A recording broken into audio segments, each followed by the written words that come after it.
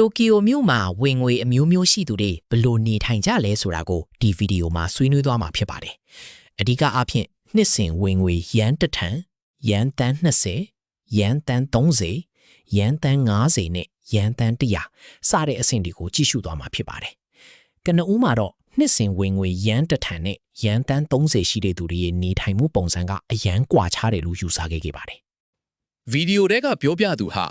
ဘေး current ကုမ္ပဏီမှာမလုပ်ခင်ကနှစ်စဉ်ဝင်ငွေယန်း9တန်း1500လောက်ရရှိခဲ့ပါတယ်။အဲ့ဒီနောက်ကိုပိုင်လုပ်ငန်းလုပ်ကင်ပြီးပထမနှစ်မှာတော့သူ့ရဲ့ဝင်ငွေဟာနှစ်စဉ်ယန်းတန်း30 13000အထိတက်သွားခဲ့ပါတယ်။ဝင်ငွေတိတိတသာမြင့်တက်လာပေမဲ့လည်းနေ့စဉ်နေထိုင်မှုနဲ့စိတ်နေစိတ်ထားကတော့ချက်ချင်းကြီးမပြောင်းလဲခဲ့ပါဘူး။ဝင်ငွေကသူ့ရဲ့နေထိုင်မှုပုံစံထက်ပိုမြန်မြန်တိုးတက်လာတယ်လို့ခံစားရတာကြောင့်ထူးဆန်းတဲ့ခံစားမှုမျိုးဖြစ်ပေါ်စေခဲ့တယ်လို့ဆိုပါတယ်။လစာစားဝန်ထမ်းတဦးအတွက်နှစ်စဉ်ဝင်ငွေရန်တန်း20 12000ဟာမြင့်မားတဲ့ဝင်ငွေဖြစ်ပါတယ်။တစ်လကိုစုစုပေါင်းဝင်ငွေရန်1.5တန်း15သိန်းဒါမှမဟုတ်ရန်1.6တန်း16သိန်းလောက်ရရှိနိုင်ပါတယ်။ဒါပေမဲ့အခွန်အခများပြားတာကြောင့်တကယ်တမ်းလက်ထဲရောက်တဲ့ပမာဏကတော့ရန်1တန်း10သိန်းကနေရန်1.1တန်း17သိန်းလောက်ပဲရှိနိုင်ပါတယ်။အိမ်ငှားကားကရန်2သိန်းကနေရန်3သိန်း3သိန်းလောက်ရှိနိုင်ပြီး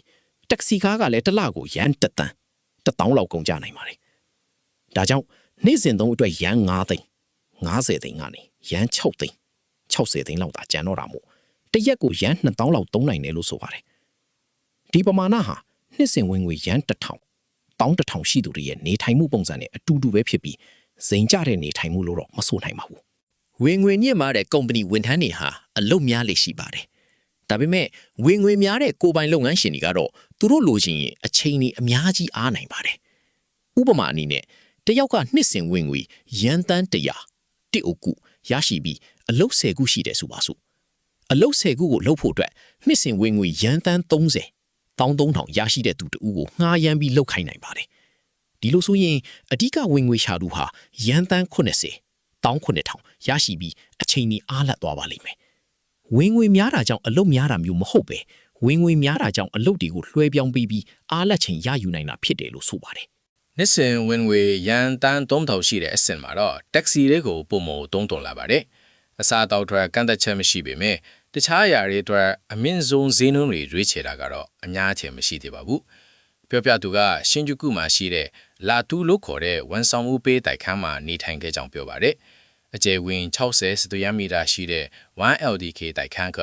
ရန်3သိန်းလောက်အိမ်ဝါခါပေးရတယ်လို့ဆိုပါတယ်။ဒီအိမ်ဝါခါဟာသူ့ရဲ့ဝင်ငွေနဲ့ရှင်များပေမဲ့သူကတော့အင်ဂျက်နဲ့ပမာဏပဲဖြစ်ပါတယ်။ဒီမြင့်မားတဲ့အိမ်ဝါခါဟာလုံခြုံရေး24နာရီကွန်စီယက်ဝန်ဆောင်မှုနဲ့အားကစားရုံကောက်ကွင်းစားတဲ့အဆောက်အုံတွေအတွက်ပါဝင်ပါတယ်။နောက်နေ့မှာလည်းရန်30တန်းဝင်ငွေရမယ်လို့တေချာလားမတေချာဘူးလားဆိုတဲ့အပေါ်မူတည်ပြီး